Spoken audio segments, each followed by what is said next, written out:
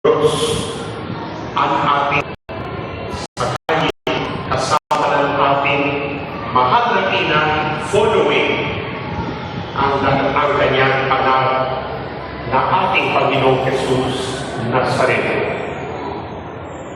Uy, maganda ka. Lalagyan ng Nazareno. Kaya we acknowledge the presence of all of you, all of us. Tayo ay nagtitipon para makinig sa Evangelyo para sumunod sa ating Panginoong Jesus sa ating way of the cross. Aminin natin ang ating mga kasalanan.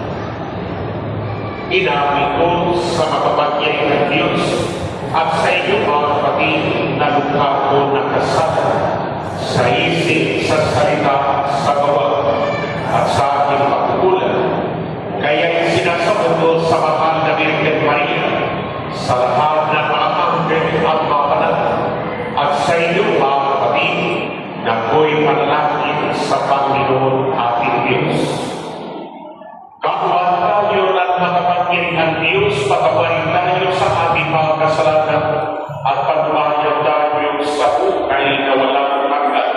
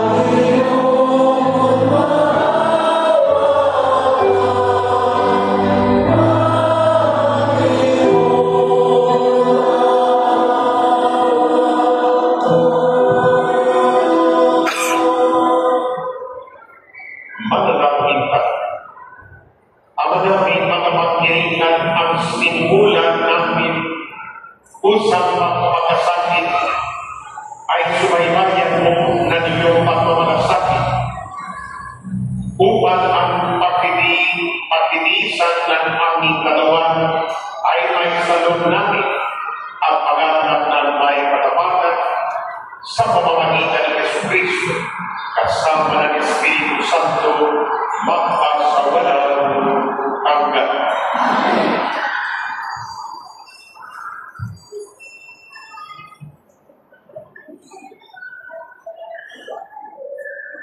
Pagbasa mula sa aklat ni Propeta Isaias.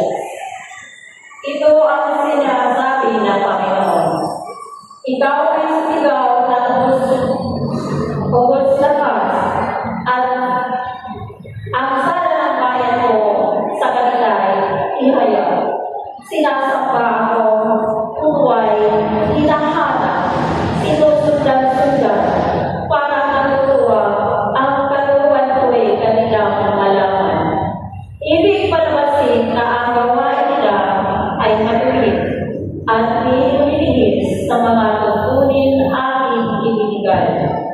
Walang natutuwa sa aking sumamba at ang sinihingin hatol na matuwid. Ang tanong ng mga tao, bakit ang pag-aalala natin di pansin ng Panginoon? Nagugutom lang tayo, ngunit walang kabuluhan. Ang sagot ng Panginoon, panasariling kapakanan pa rin ang pangunahing layunin ng pag-aayon. Habang ang nag-aayon ay patuloy na inaapit ang manihirap. Ang pag-aayon ay sinyo'y tahanto lamang sa halitan hanggang kayo ay nagkakaway-away.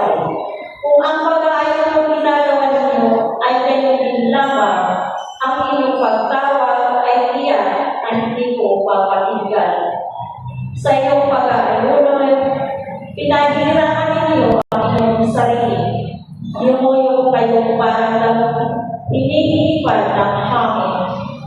Nagdarating kayo ng sako at nahiga sa abo para pang-aayon na bayan. Akala ba ninyo'y nasisiyahan ako yan? Ito ang gusto kong gawin ninyo. Tignan na ninyo ang pag-aalipin sa halip ay kairanin ang kataluban. Ang mga api palayain ninyo at tulungan. Ang mga lupo ay inyong pakanin. Patuloyin sa inyong mahal ang walang nangirahan. Ang walang kasuwanan ay inyong parapan.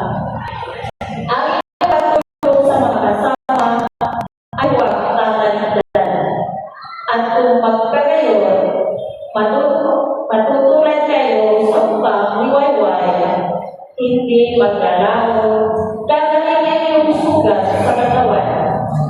Ako'y laging sa inyo, ililigtas kayo at iingatan kahit sa lugar.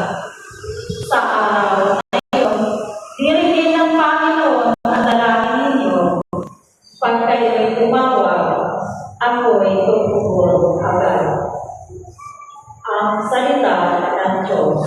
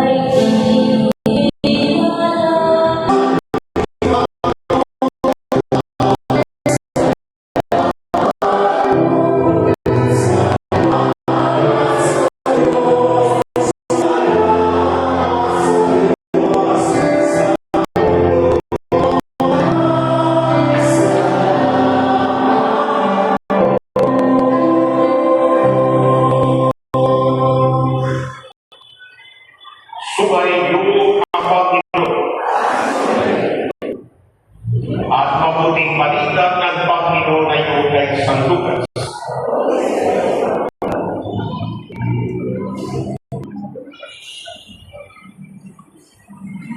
Kay San Mateo. Noong panahon niyon, lumapit kay Jesus ang mga pagbautisan ang wika. Mali kami mga yulo, kayo din ang mga Pariseo. Bakit po hindi na kayo ang inyong mag-aalaga? Sumagot siya, mariman maglalakati ang mga panauhin sa kasalan habang kasama nila ang lalaki ikinasal. Kapag wala na siya, sa kapalaman sila mga yulo.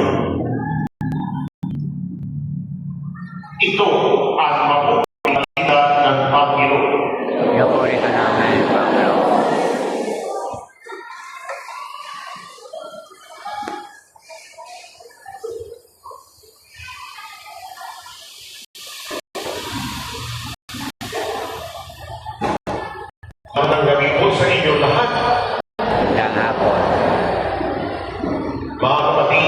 sa Timoteo, sinasabi nila, ang mga alagad ipapautista na ngayon.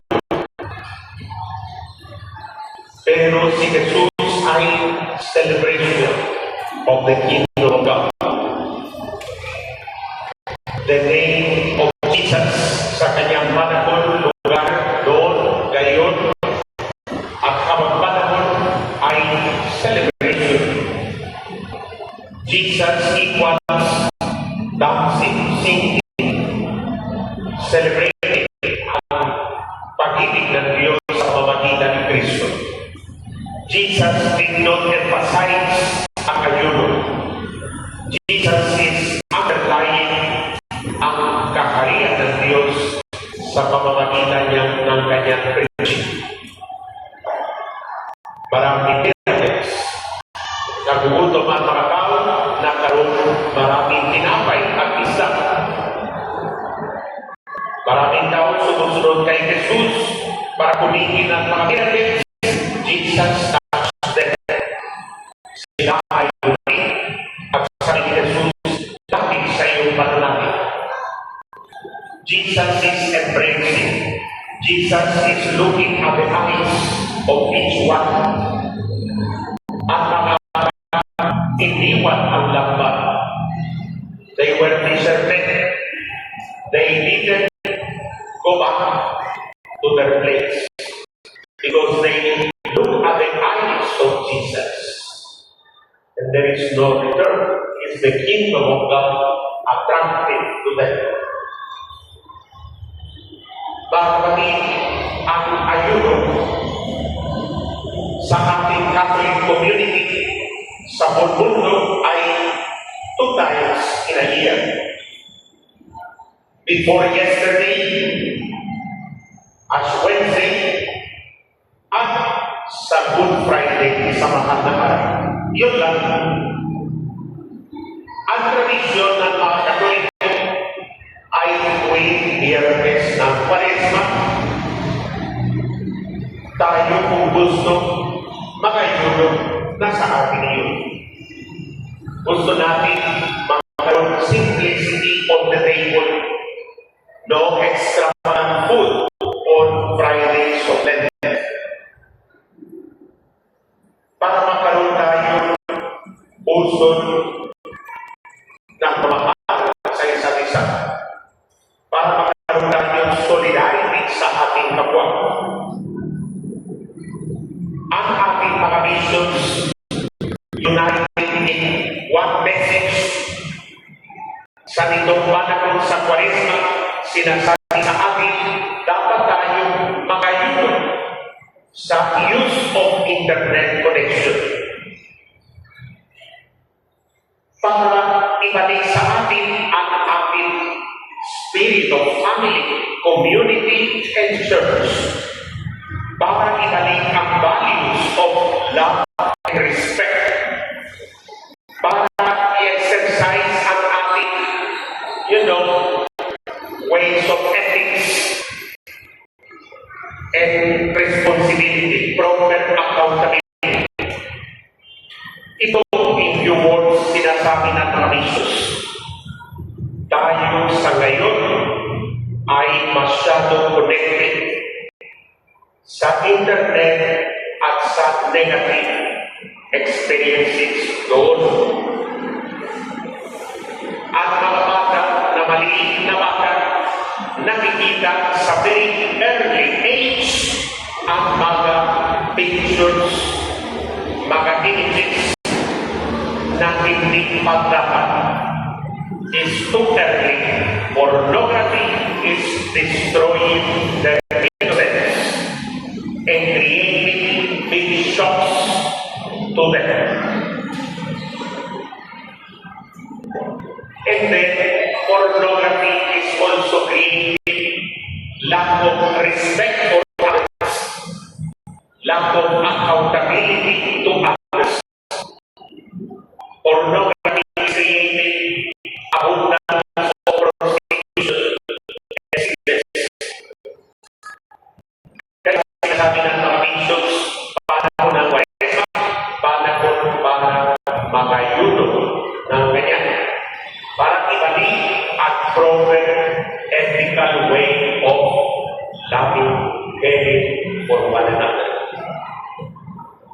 Alam niyo, maraming mga magulang, mas ignorante, katulad ko, sa internet, kaysa sa mga young generations.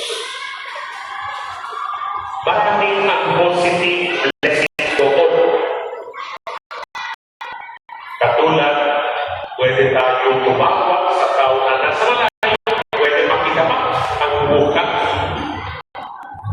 Dahil sa internet, pwede atutulong dito sa ating at hindi na bubuksan ng dyan. Technology helps machines to go and to check and to see. Sa kita ito, sa kita para agad malalaman. Pero hindi natin alam that we are paying the high price. The high price because the giving of ourselves by too much energy and helping ourselves is destroying us without our knowledge. May mga tao na hindi kaya iniwan ang cellphone sa malayo. So now, panahon ng Kwaresma, humingi tayo sa ating Diyos, bigyan mo kami, Panginoon, strong decision and determination to use properly the internet connection, to use it for the benefits of everybody, the family, and ourselves, and to use it in a very responsible way. Natin magkaroon pag-usapan sa pamilya sa oras na kumakain ng mga miyembro sa pamilya, father, children, how are you?